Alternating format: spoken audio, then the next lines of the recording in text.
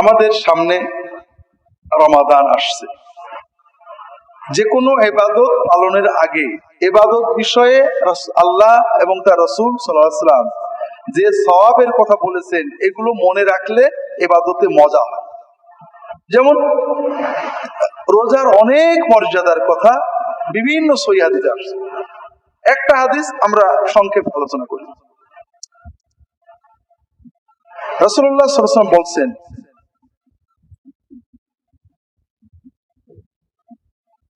আল্লাহ তাআলা বলেছেন, কুল্লু আমাল ইবনে আদম লাহু ইল্লা সাওম ফা ইন্নাহু লি ওয়া আনা আজজি বিহি। বান্দা যত ইবাদত করে সকল ইবাদত তার, শুধু ব্যতিক্রম হলো রোজা। রোজাটা আমার। রোজাটা কার? আল্লাহ। সব ইবাদত বান্দার, আর শুধু রোজাটা আল্লাহ। আল্লাহ বলছেন আমি নিজে তার প্রাইজ দেব। তার মানেটা কি? যত ইবাদত আছে প্রত্যেক ইবাদত বান্দা হিসাব করে আল্লাহ সওয়াব দেবে। সে পালন করেছে, আল্লাহ গুণে পড়ে তার সওয়াব দেবেন 10 গুণ 700 গুণ। কিন্তু রোজাটা তা না। রোজা একটা ব্যতিক্রম। সব ইবাদত মানুষ দেখতে পারে। আপনি নামাজ পড়ছেন, যদি ভুল করেন মানুষ দেখে ফেলবে। কিন্তু রোজা এমন একটা ইবাদত যা কেউ দেখতে পারে না। আপনি বলছেন রোজা আছেন, আপনি রোজা নেই, কেউ বুঝতে পারে না। সেহরিও খেয়েছেন, ইফতারও খাইলেন, দুপুরেও খেয়েছেন, কখনো বউ দেখেনি, ছেলেপেলে দেখেনি, পানি খেয়েছেন, হতে পারে না। তাহলে রোজা এমন একটা ইবাদত, এই যে 15 ঘন্টার ভিতরে আপনি যদি রোজা ভেঙে ফেলেন কেউ টের পাবে না। নামাজ কিন্তু দাঁড়িয়ে ভেঙে ফেললে মানুষ টের পায়। হজ শুরু করে সে নষ্ট করে দিলে মানুষ টের পায়। যাকাত না দিলে, কম বেশি দিলে কেউ না কেউ টের পায়। অন্তত আপনার ম্যানেজার, যারা আশেপাশে, কেউ না কেউ টের পায়। একমাত্র ইবাদত যেটা কেউ টের পায় না, আপনি ছাড়া কেউ টের পাবে না, একান্তই আল্লাহর জন্য বান্দা পালন করে, সেটা হলো রোজা, সিয়াম। এজন্য আল্লাহ তাআলা বলছেন এই রোজার সওয়াব আল্লাহ হিসাব করে দেবেন না, বান্দাকে বেহিসাবি দেবেন। কাজেই আল্লাহর রাসূল সাল্লাল্লাহু আলাইহি ওয়াসাল্লাম বলছেন, ওয়ালা খালুফু ফামিস সাইমি আতিয়াবু ইনদাল্লাহি মিন রিহিল মিস্ক। রোজা রেখে পেট খালি হয়ে যাওয়ার কারণে মুখে যে দুর্গন্ধ মতো তৈরি হয়, খাদ্য পচা দুর্গন্ধ না, খুব ভালো করে বুঝেন। যে খেয়েছেন, দাঁত মাজেননি, দাঁতের ভিতরে খাদ্য জমে গন্ধ হয়েছে, এই গন্ধ কিন্তু ভালো না। রাসূলুল্লাহ সাল্লাল্লাহু আলাইহি ওয়াসাল্লাম রোজা রেখে সারাদিন মিসওয়াক করতেন, সকালে বিকেলে মিসওয়াক করতেন। কাজে রোজা অবস্থায় মিসওয়াক করা যাবে, করতে হবে, করাই সুন্নাত। খাওয়ার পরে বিশেষ করে ভালো করে মিসওয়াক করবেন, ব্রাশ করবেন, দাঁত পরিষ্কার করবেন, সারাদিন মিসওয়াক করবেন, মুখ কুলি করবেন, পরিষ্কার করবেন। এই গন্ধ না। পেটে পাকস্থলী খালি হওয়ার কারণে, সারাদিন না খাওয়ার কারণে মুখে এক ধরনের অস্বস্তিকর গন্ধ তৈরি হয়। আল্লাহ তাআলা বলছেন এই মুখের ক্ষুধার কারণে যে গন্ধ, এটা আল্লাহ তাআলার কাছে মেশকের সুগন্ধির চেয়েও প্রিয়। কারণ এটা বান্দার ইবাদতের কারণে হয়েছে। ওয়ালিস-সাইমি ফারহাতান, রোজা যে রাখে, সিয়াম যে পালন করে, তার দুটো আনন্দ আছে। একটা হলো ইফতারের সময় খুশি লাগে না? ইফতারের আগে কখন ইফতার করব, ক্ষুধা লেগেছে, পিপাসা লেগেছে, কষ্ট হচ্ছে, খুব আনন্দ লাগে। রোজার বড় আনন্দ ইফতার। আরেকটা আনন্দ রোজাদারের আছে, সেটা এখানে না। ওয়া ফারহাতুন ইনদা লিকাই রাব্বিহি, কিয়ামতে আল্লাহর সাথে যখন দেখা হবে তখন রোজাদার আসল খুশি হবে। এত পুরস্কার, এত মজা, এত আনন্দ আল্লাহ রোজাদারের জন্য রেখে দিয়েছেন যে আসল আনন্দ এই ইফতারে যেমন মজা লাগছে, এর চেয়ে বহু গুণ, শতগুণ, কোটি গুণ মজা আল্লাহর সাথে যখন এই রোজাদার বান্দার সাক্ষাৎ হবে, তখন এই আনন্দ আসে। রোজার অনেক ফজিলতের কথা রাসূলুল্লাহ সাল্লাল্লাহু আলাইহি ওয়াসাল্লাম বলেছেন। নফল ফরজ সব রোজাই গুরুত্বপূর্ণ, তবে এই রোজার ফজিলত পাওয়ার জন্য একটু সচেতন হতে হবে।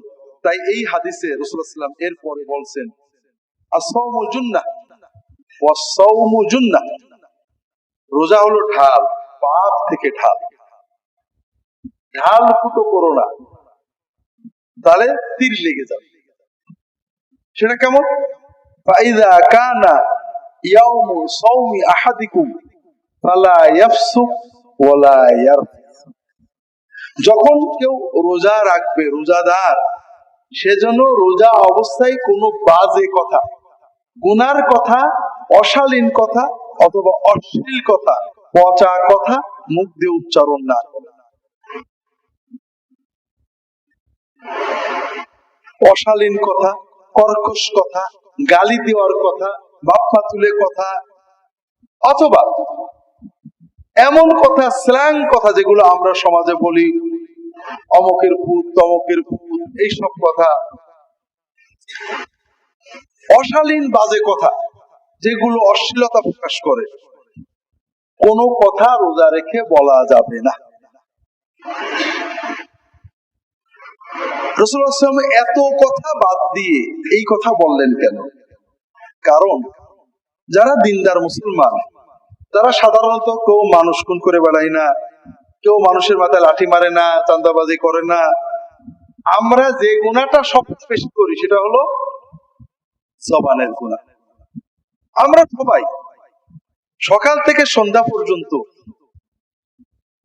যত গুনাহ করি তার 90% বা 95% কিন্তু জবান দিয়ে। ছেলে, স্ত্রী, প্রতিবেশী, কাজের মানুষ, বিভিন্ন মানুষের সাথে যে আমাদের ইন্টারাকশন হয়, তখন আমরা অনেক অশালীন কথা মুখ দিয়ে বলে ফেলি।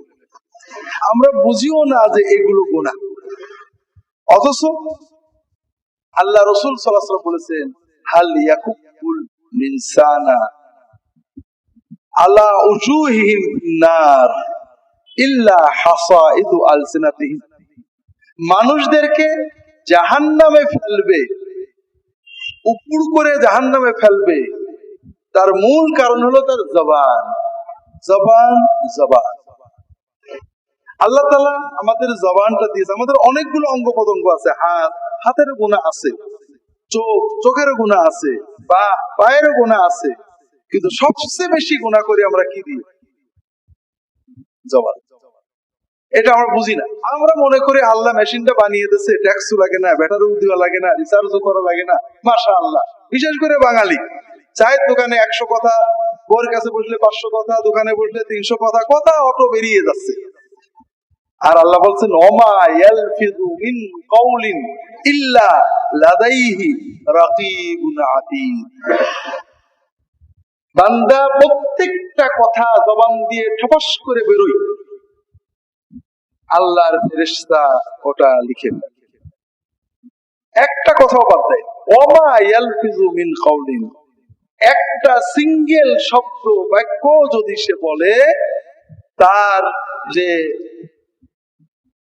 রাহারাদার, তার যে ওয়াচার তাকে সংরক্ষণ করছে, সে ওটা লিখে। কাজেই এজন্য আল্লাহ রাসূল সাল্লাল্লাহু আলাইহি ওয়াসাল্লাম আম ভাবে বলেছেন, সাধারণ ভাবে বলেছেন,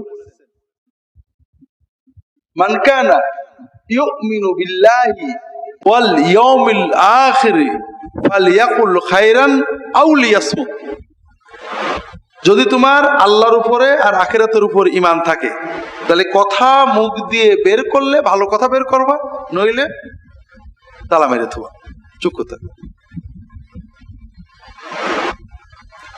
আল্লাহ রাসূল সাল্লাল্লাহু আলাইহি ওয়াসাল্লাম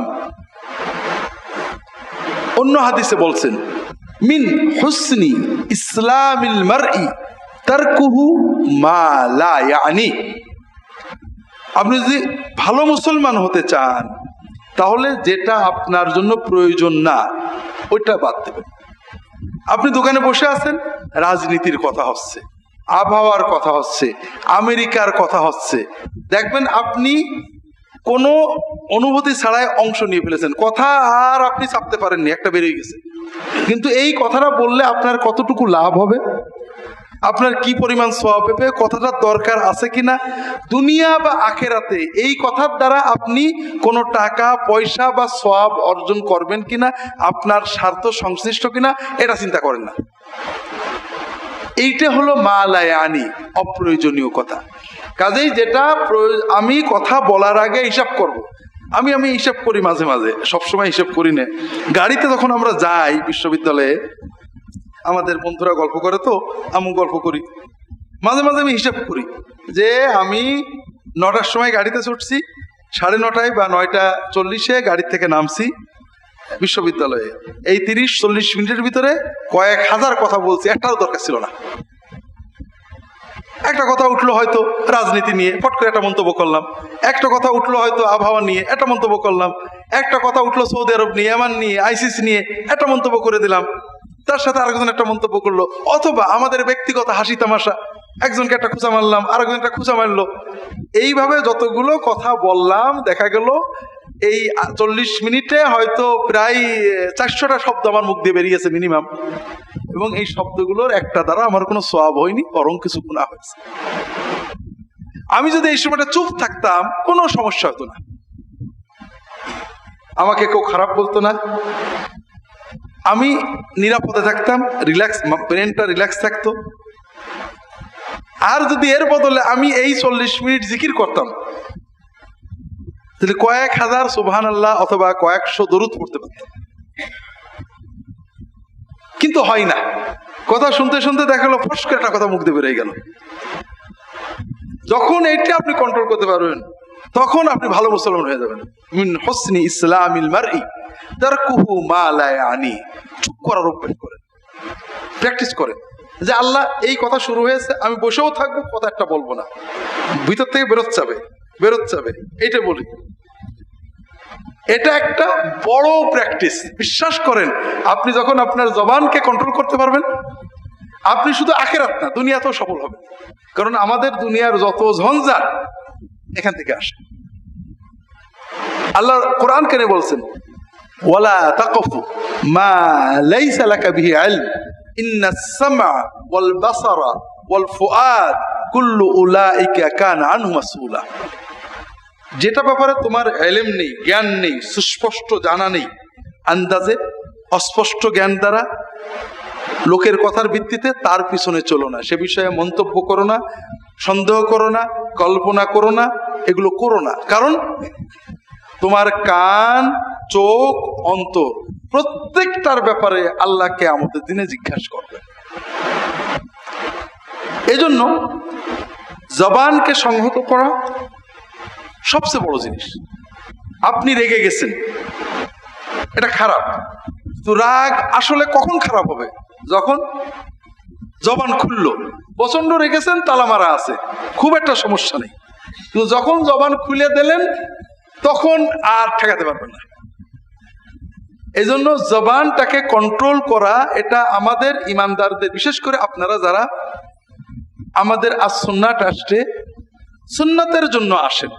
আমি সারা বাংলাদেশে প্রয়োজনে অপ্রয়োজনে যেতে হয়। একজন মানুষ 50 বছর দিনদার,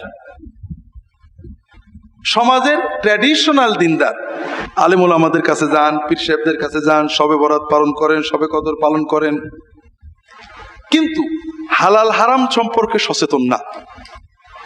অনেক পাবেন, কিন্তু আমি নিজে দেখি অনেক জায়গায় যাই, তাওহীদ এবং সুন্নত বোঝে, সহিহ সুন্নতের আলোকে দ্বারা দিনদার, তারা দিনদারির শুরুতেই দেখবেন দাড়ি রেখে ফেলেছে লম্বা, চাকরি 3টে বাদ দিয়েছে হারামের ভয়ে, পর্দার ব্যাপারে সচেতন, অর্থাৎ দিনের হালাল হারাম এগুলোর ব্যাপারে খুবই সচেতনতা আসে। কারণ তারা বোঝে যে আমার আমল নিয়ে আমাকে আল্লাহর কাছে যেতে হবে। আর তাদের জন্য এই আমল কিন্তু কষ্ট লাগে না। আপনারা মনে করেন দাড়ি রাখা বলতে কি কষ্টের কাজ? মোটেও কষ্টের কাজ না, তার আনন্দের কাজ, তার ভালো লাগে, তার ভিতরে স্যাটিসফ্যাকশন আছে, তৃপ্তি আছে, আনন্দ লাগে। তার ওই হারাম চাকরিটা ছেড়ে দিয়ে একটু কষ্ট হলো হালাল চাকরিতে থাকতে তার মজা লাগে, কষ্ট হয় না, কারণ ঈমান তাকে সহযোগিতা করে। এই জন্য কোরআন এবং সুন্নাহ যে বিষয়টা আমাদের সর্বোচ্চ গুরুত্ব দিয়েছে সেটা হলো ভাইরা এই জবান। আমি আজকে জবান নিয়ে বেশি বলবো না, শুধু সিয়াম কেন্দ্রিক কথাগুলোই বেশি বলবো, কারণ আমাদের রমজানের আরো কিছু মাসলা মাসাইল আছে। আমরা তো মাজলিসুস সুন্নাহ রমাদানেও আর হবে না, রমাদানে আমরা করতে পারি না। ইনশাআল্লাহ রমাদানের পরে অর্থাৎ জুলাই মাসেরটা হবে না, আগস্ট মাসেরটা ইনশাআল্লাহ হবে, যদি আল্লাহ তাআলা আমাদের বাঁচিয়ে রাখেন। এই জন্য রমাদানের আরো মাসলা আমাদের আলোচনা করতে হবে। তবে রমাদানে বিশেষ করে রোজা অবস্থায় রাসূলুল্লাহ সাল্লাল্লাহু আলাইহি ওয়াসাল্লাম এই জবানের কথা কেন বললেন, বিশেষ করে জুন মাসে এটা কেন দরকার? কারণ জুন মাসের গরম এবং বাঙালি মেজাজের গরম আর পেটের ক্ষুধার কারণে গরম, তিন গরম এক জায়গায় হয়ে, পিপাসার গরম, ক্ষুধার গরম, আবহাওয়ার গরম, বাঙালি মেজাজের গরম, এই চার গরম এক জায়গা হয়ে রোজা অবস্থায় আমরা সহজেই বিস্ফোরণ হয়, অর্থাৎ বাস্ট হয়ে যায়। যে কথাই রোজার আগে রাগিনি ওই রকম একটা কথাই রোজার ভিতরে রাগ হয়ে যায়, বউয়ের সাথে, কাস্টমারের সাথে, কর্মচারীর সাথে বাজে কথা বলে ফেলি, এরকম কি ঘটে নাকি? এই জন্যই রাসূলুল্লাহ সাল্লাল্লাহু আলাইহি ওয়াসাল্লাম সাবধান করলেন যে এই চার গরমকে একসাথে সংরক্ষণ করতে হবে। রোজা অবস্থায় তুমি নিজেকে বারবার অটো সাজেশন মেসেজ দেবে, আমি রোজা আছি, আমি কিন্তু রোজা।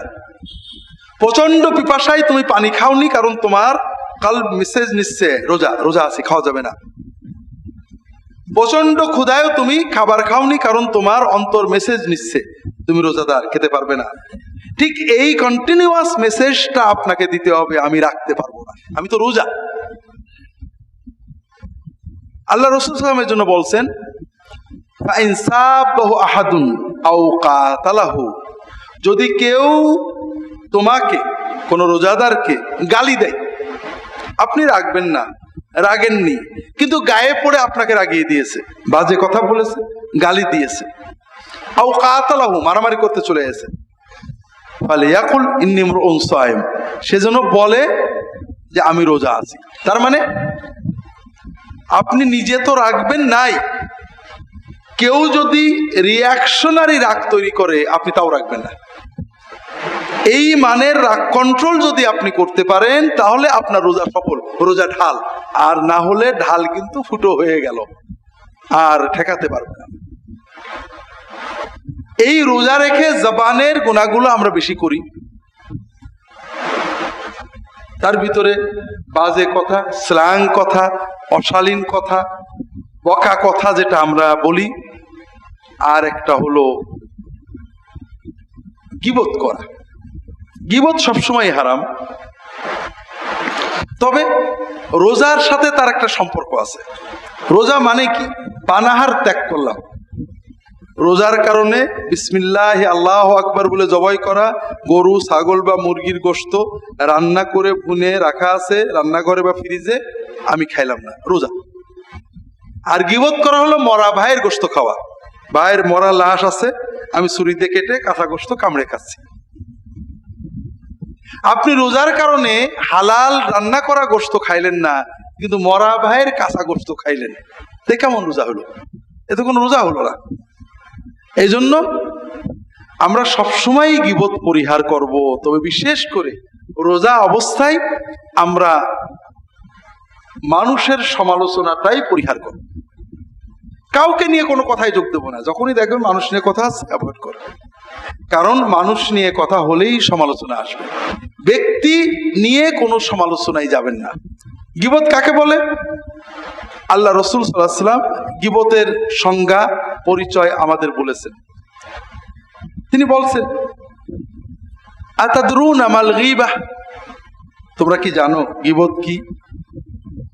সাহাবায়ে কেরাম বললেন, আল্লাহু ওয়া রাসূলুহু আ'লাম, আল্লাহ এবং তার রাসূল ভালো জানেন। রাসূলুল্লাহ সাল্লাল্লাহু আলাইহি ওয়াসাল্লাম বললেন, যিকরুকা আখাকা বিমা ইয়াকরাহু, তুমি তোমার ভাইয়ের গাইবাতে, অনুপস্থিতে এমন কথা বলবে যে কথাটা সে কষ্ট পাবে। তাহলে গীবত হওয়ার জন্য প্রথম শর্ত যে আপনি এমন কারোর অনুপস্থিতিতে বলবেন, এবং যে কথাটা তার কানে গেলে সে যদি জানে তার পিছনে এই কথাটা আপনি বলেছেন, তার মনটা আহত হবে, ব্যথা পাবে, কষ্ট পাবে। তাহলে গীবতের জন্য দুটো শর্ত পাইলাম, একটা হলো গাইবাতে, পিছনে, অনুপস্থিতিতে, আর একটা হলো যে কথায় সে কষ্ট পাবে। যে কথায় কষ্ট পাবে না এরকম সমালোচনা গীবত না। সাহাবায়ে কেরাম প্রশ্ন করলেন, ইয়া রাসূলুল্লাহ আরাআইতা ইন কানা ফি আখি মা আকুল। ইয়া রাসূলুল্লাহ, আমি যে কথাটা বললাম এটা যদি সত্য হয়, যেমন আমি বলছি, আরে তো ও যে বদরাগী, ও যে অহংকারী, ওই লোকটা যে মানে সাজগোজে সাজতে গুজতেই তার ফিঙে রাজা, ওই তো খুব এরকম নাক ডেকে ঘুমায়, অথবা বউ পিটায়, অথবা মায়ের সাথে খারাপ আচরণ করে, অথবা অথবা অথবা অথবা একটা জিনিস বললাম, যদি সত্যই এটা হয়, তখন রাসূলুল্লাহ সাল্লাল্লাহু আলাইহি ওয়াসাল্লাম বললেন, ইন কানা ফি আখিকা মা তাকুলু ফাকাদ গাতাবতা। যদি তোমার কথাটা শতভাগ সত্য হয় তাহলেই সেটা গীবত। তাহলে গীবত হওয়ার জন্য তিনটে শর্ত, একটা হলো সেটা সত্য কথা, আরেকটা সেটা পিছনে হইতে হবে, আর একটা এমন কথা যেটা যদি তার কানে যায় যে আপনি তার পিছনে বলেছেন, তাহলে তার মনটা কষ্ট পাবে। আমরা যদি এমন কথা বলি সে সামনে থাকলে, বা যদি তার কাছে রেকর্ডটা বাজানো হয়, কষ্ট পাওয়ার কিছু নেই, তাহলে সেটা গীবত না। আর যদি মিথ্যা হয় তাহলে এটা গীবতের চেয়ে বড় পাপ। তা আমরা গীবত প্রচুর করি, মহিলারাও করেন, পুরুষেরাও করেন। কিভাবে করেন? মনে করেন ইফতারের দাওয়াত হবে রমজানে, মহিলাদেরও দাওয়াত দেওয়া হবে, বাড়ি এসে পরের দিন মোবাইল করবেন অথবা পড়শির সাথে গল্প করবেন, আমি পুরুষ অথবা মহিলা, অমুক ভাবেই দাওয়াত দিছিল, এই ইফতার করেছে, মনে হয় যেন খাইনি কোনোদিন। এরকম ঘটে না? ঘটে না? ঘটে না বোধ হয়, তাই না? অমুক ভাবি, অমুক ভাই এই কথা বলছিলেন, অথবা এই কাপড় পরে আসছিলেন, আদেকিলের মতো। এরকম ঘটে না? ঘটে না? আপনি যদি বলেন অমুক ভাই এই পোশাক পরে আসছিল, এই কথাটা যদি তাকে বলা হয়, এখানে মাইন্ড করবে না। কিন্তু আদেকিলের মতো যখন বললেন, তখন এই কথাটা যখন তাকে বলা হয়, মাইন্ড করবে না। এই আদেকিলের মতো জীবনে যেন কোনোদিন খাইনি, অমুক নাকি এরকম করলো, এই যে ডেসক্রিপশনের সাথে কিছু কথা বললাম যেটা তার ব্যাপারে একটা অশোভন মন্তব্য, কথাটা তার কাছে গেলে কষ্ট পাবে। এই মোবাইলে রেকর্ড করে তাকে কথাটা শোনালে তার মনটা খারাপ লাগবে। আল্লাহ তাআলা মানুষের ভিতরে সম্প্রীতি এত বেশি চেয়েছেন যে এমন কথা মুখ দিয়ে বলবেন না যেটা যদি রিলে হয়েও তার কানে যায় তার মনটা খারাপ লাগে। গীবত বিশেষ করে রোজা অবস্থায়, এটা হলো রোজা সংরক্ষণের ব্যাপার গুনাহ থেকে। কিন্তু রোজা আমরা সুন্নত পদ্ধতিতে কিভাবে পালন করব, খুবই সংক্ষেপে আমি বলবো।